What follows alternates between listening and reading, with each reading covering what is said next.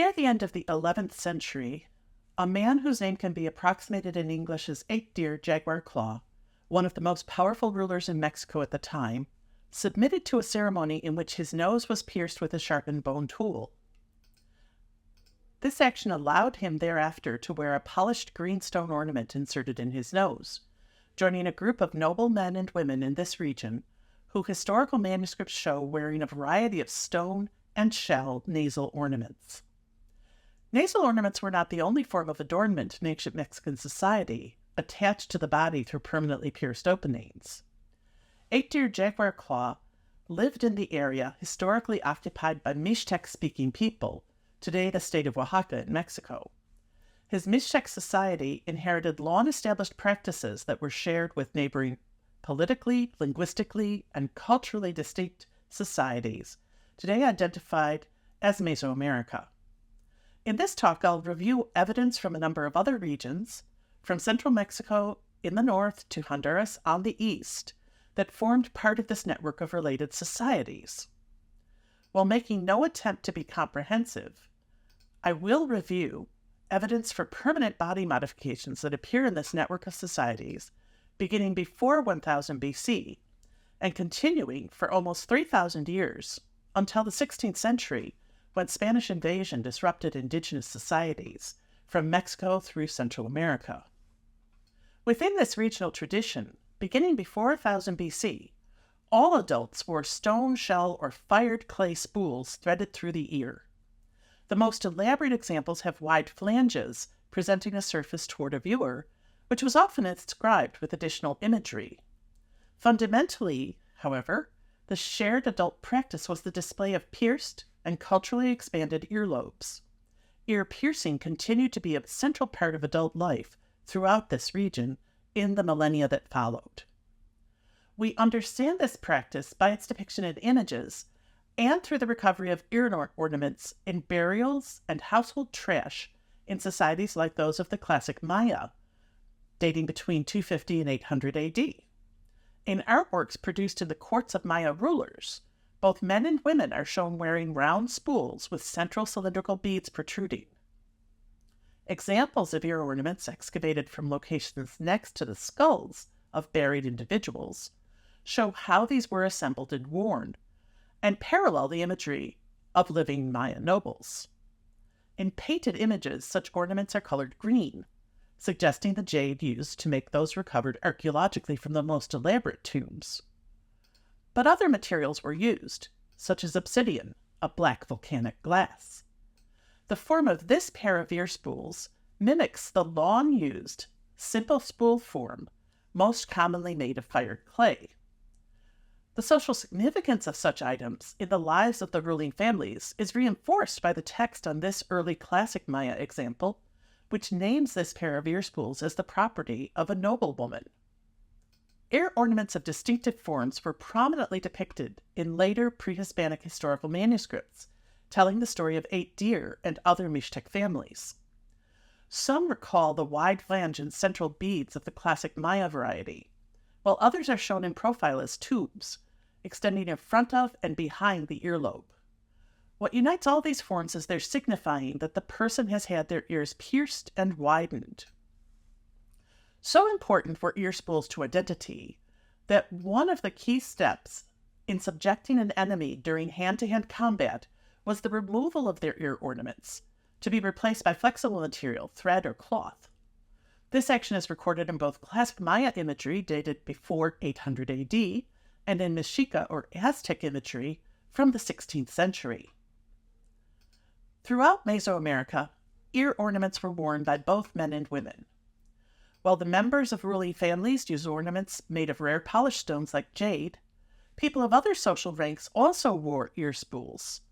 Examples I excavated in Honduras are typical, made of bone, shell, or fired clay, in addition to polished stone. Why did the people in this region invest their energy in practices like these, designed to permanently alter the human body? What were the intended effects of these actions? How did the people in these communities understand the body modifications and wearing of ornaments that they allowed? To explore these questions, I take a long-term historical perspective on practices of body modification in the region. I draw on evidence from imagery, artifacts recovered archaeologically, and traces of practices detectable on the human skeleton. Beginning about 3,000 years ago with the earliest village sites where the human body was represented, and the first hints of body ornamentation are visible, and examining practices through to the latest imperial capital, that of the Mexica or Aztec of central Mexico. In the 16th century, the new Spanish administrators of Mexica territory developed a variety of documents, some primarily images, others primarily text, in order to assist them in extraction of wealth and control of the indigenous population.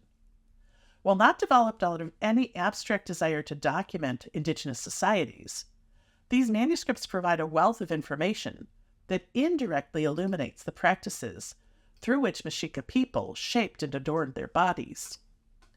Combining visual images and texts, I've traced a sequence of moments in the lives of Mexica people when their bodies were marked by the provision of piercings. I draw on statements in which Mexica people describe newborn infants as unworked raw material, needing to be shaped into cultural form by the adults around them. It's this need for cultural shaping, I suggest, that was the goal of the sequences of piercings experienced by Mexica people. Particularly critical was a ceremony in the month of Izcalli, the last in the Mexica solar year. During this month, rituals were practiced in which plants and children were encouraged to grow by being stretched, illustrating the Mexica view of children as more like non-human entities than like the adults they were destined to become. Every 4 years, a cohort of children were brought to neighborhood temples by ritual sponsors during Izcalli. There, at midnight, their ears were pierced. At dawn, they were brought back to their homes, where the adults celebrated with dancing, singing, and drinking alcoholic beverages. In the afternoon, their ritual sponsors returned with the children to the temple, bringing special child-sized drinking vessels for them to have their first taste of the intoxicating drink pulque, reserved for special occasions. Their entry into adult life had begun. The holes pierced in the children's ears, used initially to produce sacrificial blood, were left open with cotton threaded through, beginning a process of enlarging the perforation to enable wearing of ear spools. This process can be recognized in assemblages of discarded ear ornaments at different sites, like those recorded at Tlaxcalan. These show a gradation in spool diameter needed for gradual expansion of the ear opening from youthful age through to older adult. The moment of ear piercing recorded for the Mexica, coming between the ages of 4 and 8, was not actually the first time when children's bodies were pierced for ornaments. Already in infancy, each child was dedicated to an adult life, either of service in the temple or of participation in secular activities. Children dedicated to temple service had their bodies marked with ritual scarification on the hips and chest. For boys with a secular destiny, the promise of their return in their teens to the all-male establishments called houses of youths, where they would learn adult ritual singing, dancing, and the arts of war, was signified by piercing of their lip to enable eventual wearing of lip plugs. But Mexica lip plugs were not displayed by all adult males. Their use was a mark of achievement in warfare. The children destined to train in the houses of youths would not all reach the level of proficiency to display these markers. For the Mexica, then, piercing of the body was part of a lifelong process of shaping the human being and marking its distinctive achievements and ultimate identity. Combined with clothing and hairstyles, indicative of age and sex, piercings and their ornamentation produced a readable body that others in this large urban society could quickly assess. Who was an adult by their display of ear spools? Who was dedicated to religion and who to secular life? And within the secular male trajectory, which men had reached the pinnacle of capturing enemies? With the Mexica model pointing me towards seeing body modification as a process for shaping the adult personhood, I explored a series of earlier case studies beginning with data from my own research in Honduras' Alua River Valley. Here, at an early village site called Playa de los Muertos, an archaeologist working in the 1920s identified a village where residents buried their familial dead near their houses. Many of these burials were accompanied by artifacts, allowing me to begin to explore the practices of body modification that employed some of the tools. A few burials also incorporated fired clay figural sculptures in the form of bottles and solid figurines, along with body ornaments. Figurines in this distinctive Playa de los Muertos style were collected by museums as well, and I've recorded the details of body ornamentation displayed on hundreds of them. Central to my analysis are deliberate manipulations of hair, which was shaped in a variety of ways, including shaving into complex patterns. Related patterns would have been produced in designs stamped on the bodies of living people. Both the stamps employed, the pigments, and palettes to grind them were included in the burial assemblages at Playa de los Muertos, underlining the significance of this practice at a critical moment of life transition. Hair was also shown threaded through with beads, possibly including some of the forms of fired clay, shell, and jade ornaments recovered in large numbers from early villages with these figurines. I treated the population of figurines as a proxy for the living population. I understand that this is an idealized population, representing the human body in ways that suggest norms, not the actual range of personal appearance. By treating these figurines, so lifelike in their details, as an idealization of human appearance, I was able to identify a series of appearance cues linked to transitions in the life course. This begins in infancy, with infants shown lying on their backs or held in the arms of adults. They display no ear ornaments and their hair flows long without any apparent treatment. They are shown wearing strands of beads at their wrists and ankles, like the sets of shell and jade beads actually worn by children buried in the village. Youthful figures with long locks of hair that is culturally manipulated follow. Often, these figures display pierced holes in the earlobes. In some cases, the circular face of ear spools worn by these youthful figures is carefully delineated. These match examples excavated from these early sites made of fired clay, shell, bone, and greenstone. The most elaborate ear ornaments, composed of spools with dangling beads, are displayed by figurines with clear marks of age, including facial wrinkles and toothless mouths. Their hair shows distinctive evidence of cropping, with only a few long locks remaining. In my work on these figurines and the lives of the villagers who made and used them, I argue that they represent stages in a formalized sequence of age grades, marked by body modification. The piercing of ears was the key sign of adult status, but other forms of marking that we view as impermanent, hair treatment, body painting, and the wearing of jewelry, are equally important.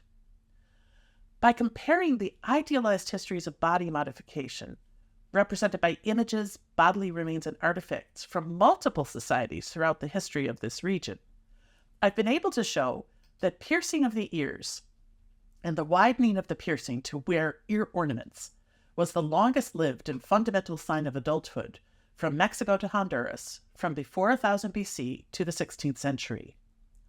Other forms of permanent body modification show more variation. The nose piercing that gave 8-deer jaguar claw the right to display a greenstone bead is interpreted by scholars as a sign of new status as a ruler allied with an ancient center of civilization, Tula, which served late pre-Hispanic Mesoamerica as something like Rome in medieval Europe, a source of primordial authority. Scholars suggest that nose piercing was also part of the investiture of a ruler at Chichen Itza, a Maya center in Yucatan that rose to prominence after 800 AD, a ritual recorded in carved scenes preserved inside a temple. Nose piercing prepared the way for a wide range of ornaments, each of which may have had distinct political significance within the late Mesoamerican societies where we find these ornaments and depictions of their use. Compared to the uniformity of ear spools, nasal ornaments convey more individuality. Some sites of body piercing seem to have served in distinctive ways for neighboring societies. While lip plugs were limited in Mexica society to men who achieved distinction in warfare, Angelica Costa argues that among the neighboring Tlaxcaltecs, there may have been a higher level of use of lip plugs, owing to the presence in their military of a distinct ethnic group, the Otomi, for whom lip plugs were a more common ornament. This kind of region-to-region, community-by-community variation in the significance of permanent body modification is evident in other practices as well. From an early date, Mesoamerican people manipulated dental appearance, filing and chipping teeth into socially preferred formats. In one case from Honduras, my colleagues and I suggest the filed teeth depicted on a woman likely marked her as a member of a family with higher status than the male with whom she is associated. In a study of dental modification at a slightly later Maya site, Mayapan, scholars demonstrate a higher frequency of teeth filing in images of women as well. At Mayapan, data from human remains also show a distinction in frequency of dental filing between men and women, with women more invested in this practice regardless of social status or wealth. These scholars note that not all women at Mayapan engaged in this practice. The diversity of fashions in tooth modification contrasted with relative uniformity in another practice, cranial shaping, a practice through which infant bodies were molded to meet adult preferences for appearance. At Mayapan, dental filing was a choice that we might describe as one of fashion, a preference related to family or local networks, resisting conformity within the context of a homogenizing urban center. What emerges from research on the long history of body modification in Mesoamerica is on the one hand incredibly complex and might seem to resist any attempt at generating wider understanding. While some practices are virtually universal, others are unique, and some vary in the way they spread within local populations. Yet each of these practices can be understood as responses to shared philosophies of the human being as an entity that is not born fully formed, but that needs continual social efforts to shape an adult person. This shaping was both ethical through instruction and literal through body modification. Through a suite of practices that began with shaping the skull in infancy, continued with a variety of piercings, and were constantly reinforced by additions of ornaments, permanent body modification located the adult person in relation to others in society, family, and history. Spawning technologies of intervention in bodily development and other technologies needed to provide the inorganic extensions of the body that made up the fully formed adult person, practices of permanent body modification were culturally shared forms of knowledge through which both the person and the society itself were given form. Thank you.